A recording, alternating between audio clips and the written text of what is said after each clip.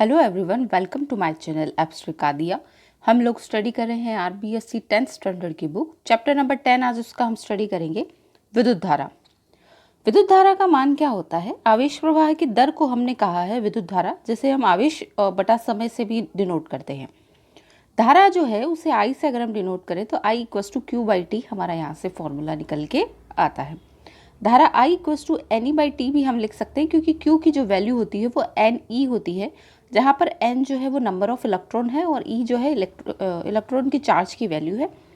और इलेक्ट्रॉन के चार्ज की वैल्यू जो है वो 1.6 इंटू 10⁻⁻19 कूलाम होती है। इसका मात्रक जो है धारा का वो एम्पियर होता है, और इसे कूलाम पर सेकंड में भी हम लिख सकते हैं। 1 मिली एम्पियर का मतलब होता है 10⁻³ एम्पियर। 1 माइक्रो एम्पियर का मतलब होता है 10⁻6 एम्पियर। धारा का जो मापन है वो एमीटर से किया जाता है, और हमेशा इस एमीटर को श्रेणी क्रम में लगाया जाता है। इससे हमेशा क्वेश्चन बनता है यहाँ पे कि एमीटर को किस क्रम में लगाया जाता है, तो एमीटर को श्रेणी क्रम में लगाया जाता है। फिर आता है विभवांतर। दो सिरों के बीच में विभव में जितना अंतर होता है वो उसका विभवांतर कहलाता है। इसे हम किया गया कार्य बटा आवेश से भी व्यक्त कर सकते हैं, यानी W/Q से इसे हम लिखते हैं। तो यहाँ पर विभवांतर की जो परिभाषा है उसे हम लिखेंगे VA माइनस VB, यानी सिरे A और B के बीच में जो विभव में अंतर है वो उसका मान होगा W/Q, जो किया गया कार्य बटा आवेश। विभवांतर का मात्रक वोल्ट होता है, जिसे जूल पर कूलाम से हम लिख सकते हैं। विभव क्या होता है? किसी भी चार्ज को या एकांक धनावेश को अनंत से किसी बिंदु तक लाने में किया गया जो कार्य है वो आपका विभव कहलाता है। विभव का जो मापन है वो वोल्ट मीटर द्वारा किया जाता है, और वोल्ट मीटर को सदैव हम किस में लगाते हैं? समानांतर क्रम में लगाते हैं।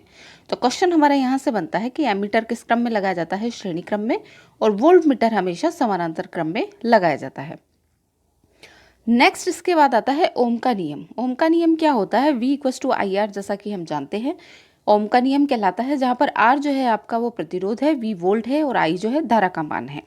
प्रतिरोध को ओम में व्यक्त किया जाता है। ओम इसका मात्रक है, ये हमेशा ध्यान देने वाली बात है। अगर परिस्थितियां समान ताप, दाब और लंबाई और क्षेत्रफल की है, ये सब स्थिर रहे, तब V equals to I R का जो फॉर्मूला है वो हम अप्लाई करते हैं। ये क्वेश्चन भी एग्जाम में पूछा हुआ है। प्रतिरोध की निर्भरता। प्रतिरोध आपकी लंबाई के जो है तार की लंबाई है उसके डायरेक्टली प्रोपोर्शनल है। अनुप्रस्थ काट के क्षेत्रफल के इन्वर्सली प्रोपोर्शनल है, इसलिए आर की जो वैल्यू है वो आप देखेंगे तो आर जो प्रोपोर्शनल आएगा वो L/A आएगा।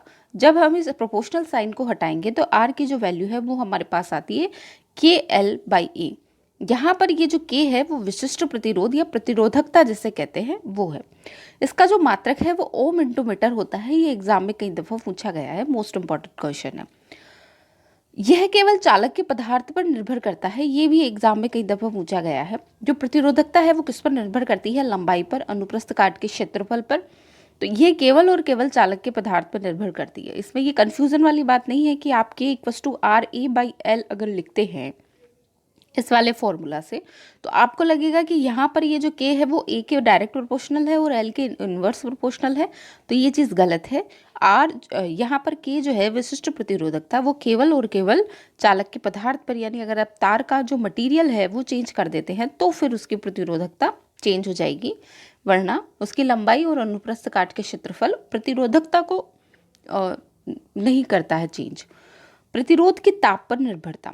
कुछ धातुओं में ताप कम करने पर प्रतिरोध शून्य हो जाता है, इन्हें अतिचालक पदार्थ कहते हैं।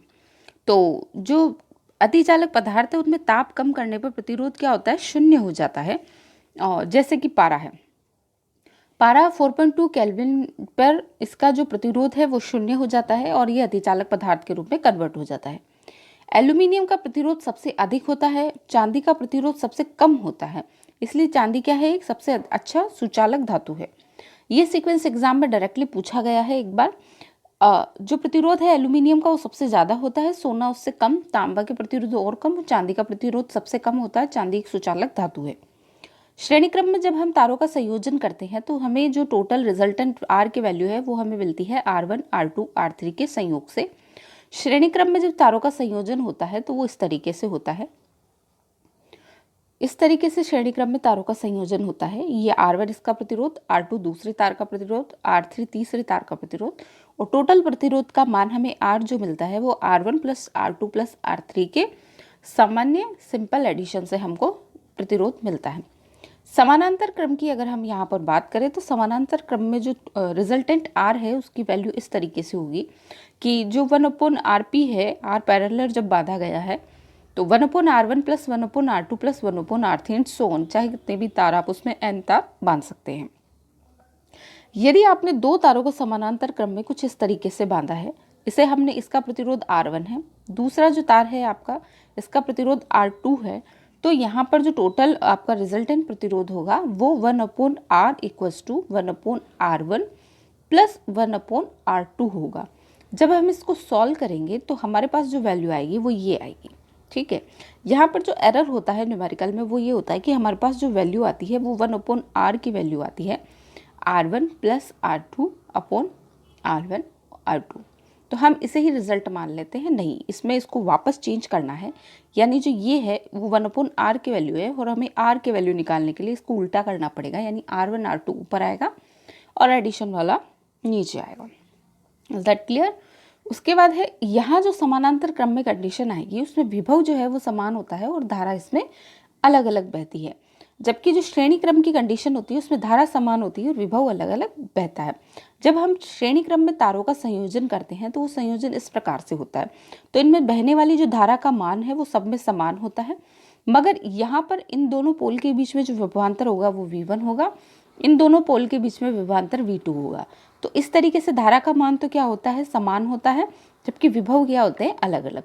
ठीक इसी तरह जब समानांतर क्रम की अगर हम बात करेंगे तो समानांतर क्रम में संयोग कुछ इस तरीके से किया जाता है।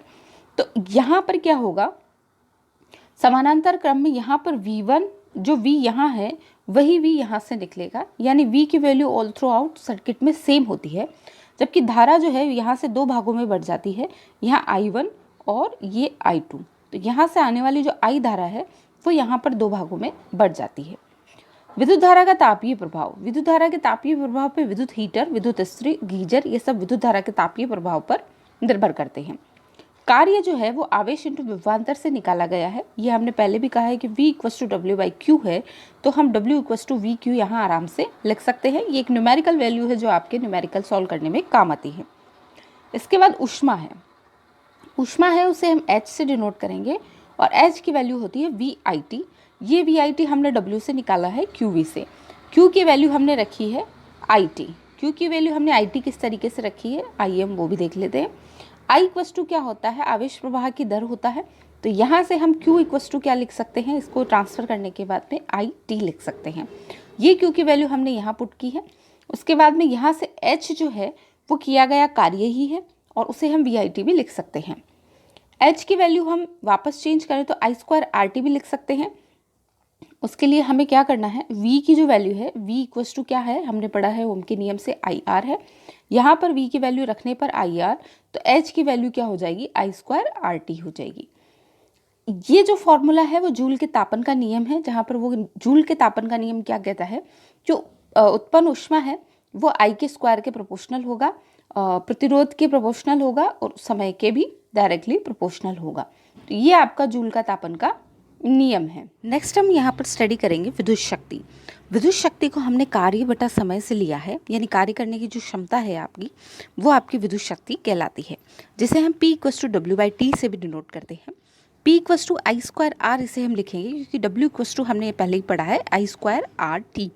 यदि W/T अगर हम करते हैं तो यहाँ T से T कैंसिल आउट हो जाता है और P की वैल्यू हमारे पास बच जाती है I² R। 1 किलोवाट घंटा जो है वो 1000 वाट के बराबर होता है, जैसे 10⁻³ वाट भी कहा है।